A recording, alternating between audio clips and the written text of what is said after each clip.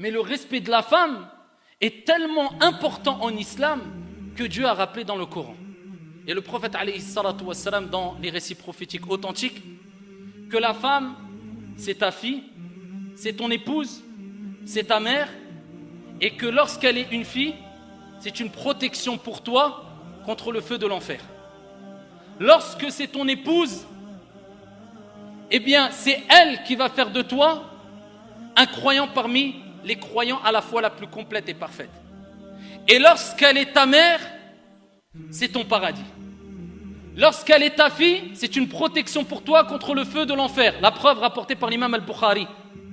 Le prophète alayhi afdalus salati wa askat taslim a dit dans le sens: toute personne à qui Allah tabaraka wa ta'ala a confié la responsabilité d'avoir des filles et qu'il les éduque en se comportant de la meilleure des manières avec elles, en se comportant bien avec elles, avec douceur, elles seront une protection, un bouclier contre le feu de l'enfer.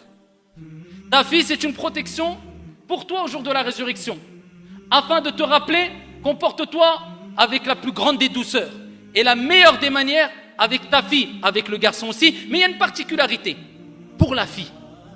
Lorsqu'elle est ton épouse, rapporté par l'imam at-Tirmidhi, bisanadin Hassan, le prophète alayhi salatu wassalam a dit: akmalul mu'minina imanan ahsanuhum khuluqa.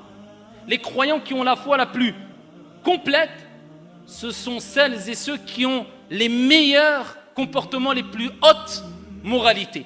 Wa khiyarukum khiyarukum linisa'ihim. Et les meilleurs d'entre vous, c'est comme si le prophète nous disait: ceux qui ont les meilleurs comportements, et les meilleurs d'entre vous sont ceux qui sont les meilleurs envers les épouses. Ton épouse fera de toi un croyant parmi les croyants à la foi la plus complète. Et lorsqu'elle est ta mère, la femme, eh bien le prophète alayhi salatu wassalam nous dit, dans le hadith rapporté par An-Nasa'i, il dit à un compagnon: ilzamha fa innal jannah tahta aqdamiha.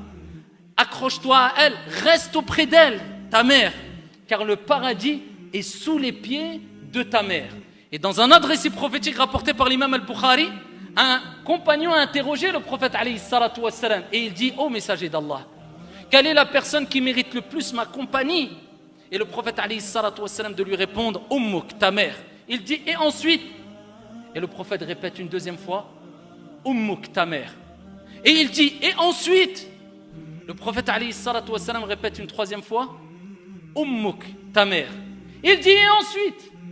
Et seulement à ce moment-là, le prophète alayhi salatu wassalam dit: Abouk, ton père. Cela ne veut pas dire que le père n'est pas à respecter, tout être humain est à respecter. Mais il y a des particularités, et même pour le père. Car dans un autre hadith, le prophète alayhi salatu wassalam dit: le paradis sous les pieds du père et de la mère. Et dans un autre hadith, le prophète alayhi salatu wassalam dit: le père est la porte du milieu des portes du paradis. Prends-en soin si tu veux, ou abandonne-la si tu le souhaites. Ça, ayyuha al-akhyar, c'est le respect vis-à-vis de la femme.